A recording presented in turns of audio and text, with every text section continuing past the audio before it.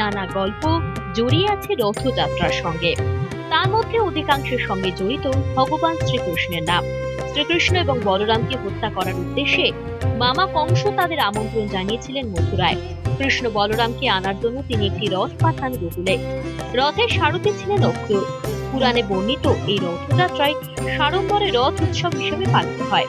কেউ কেউ বলে থাকেন, কংসকে নিধন করার পর রথে চেপে ভক্তদের দর্শন দিয়েছিলেন শ্রীকৃষ্ণ, সঙ্গে ছিলেন বলরাম। দুজনের এই রথে আরোহণের বিষয়টিকেই রথযাত্রা বলে চিহ্নিত করা হয় উত্তর ভারতের বহু জায়গায়। দ্বারকাতে আবার অন্য কাহিনী প্রচলিত আছে। কৃষ্ণ বলরাম ও সুভদ্রাকে নিয়ে বছরে একবার নগরের শোভা দেখতে বের হতেন।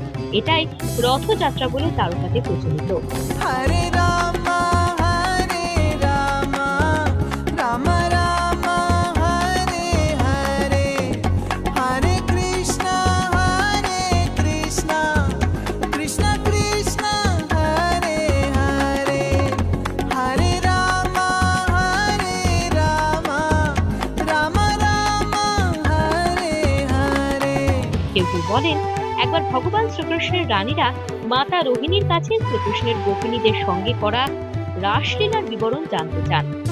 রোহিণী কৃষ্ণ বলরামের বোন সুভদ্রার সামনে এই লীলার কথা বর্ণনা করতে চাননি বলে তিনি সুভদ্রাকে অন্যত্র পাঠিয়ে দেন। কিন্তু কৃষ্ণ বলরাম ও সুভদ্রা মোহিত হয়ে রোহিণীর বলা ব্রজকথা শুনছিলেন।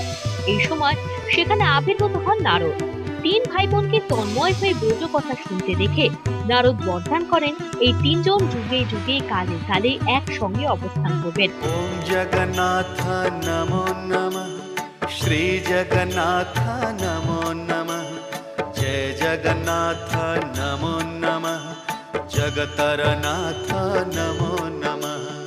ওম জগন্নাথ নমো নমঃ, শ্রী জগন্নাথ নমো নমঃ, জয় জগন্নাথ নমো নমঃ, জগতরনাথ নমো নমঃ। এরপরে এই তিনজন চিরায়িত হন পুরীতে শ্রী জগন্নাথ মন্দিরে। তাদের সেই যাত্রায় রথযাত্রা বলে চিহ্নিত হয়। তবে যে কাহিনী লোকের মুখে মুখে ফেরে তা হলো, কৃষ্ণ দেহ রাখার পর তার অন্ত্যেষ্টি হয় দ্বারকায়। শোকাকুল বলরাম কৃষ্ণের দেহের অর্ধাংশ নিয়ে সমুদ্রে ঝাঁপিয়ে পড়েন। সুভদ্রা তার অনুগামী হন। সেই সময় ভারতের পূর্ব প্রান্তে সমুদ্র উপকূলে পুরীর রাজা ইন্দ্রদুম্ন স্বপ্নাদিষ্ট হন। কৃষ্ণের দেহ সমুদ্র উপকূলে ভেসে উঠবে এবং কৃষ্ণ বলরাম ও সুভদ্রার কাচের মূর্তি বানিয়ে তা প্রতিষ্ঠা করতে হবে এক মন্দিরে। স্বপ্ন সত্যি হয়, রাজা শ্রীকৃষ্ণের অস্থি পান সমুদ্র উপকূলে। কিন্তু মন্দির এবং মূর্তি গড়বেন কে?